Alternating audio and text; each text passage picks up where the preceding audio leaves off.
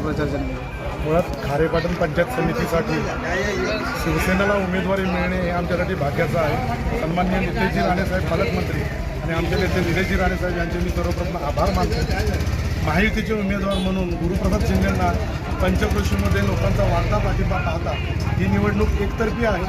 ही भूमी इतिहासकालीन आहे. छत्रपती शिवाजी महाराजांच्या पदस्पर्शाने पावन झालेली भूमी आहे. त्यामुळे कोणत्याही फितुरीला कोणत्याही गद्दारांना इथे या ठिकाणी धारा मिळणार नाही आणि आमची जनता ही आमच्या पाठीशी राहील आणि आमचे उमेदवार गुरुप्रसाद शिंदे जिल्ह्यामध्ये सिंधुदुर्ग जिल्ह्यामध्ये 1 नंबरच्या मताधिकाने निवडून येतील असा ठाम विश्वास मला तालुका प्रमुख म्हणून वाटतो.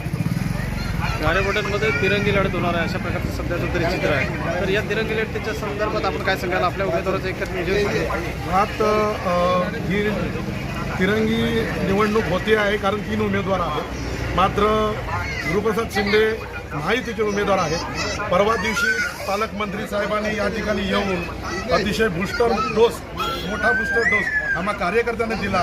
त्यामुळे ही प्रचंड गर्दी उत्साहाने मतदानासाठी आवाहन करण्यासाठी या प्रचार रॅलीत सामील झालेली आहे. त्यामुळे दुरंगी लढत वगैरे काही नाही आहे. हे एकतर्फी लढत आहे आणि मताधिक्य किती वाढतंय हे फक्त मोजण्यासाठी आपल्याला 9 तारीखपर्यंत वाट बघावी लागेल असं मी या निमित्तानं सांगेन.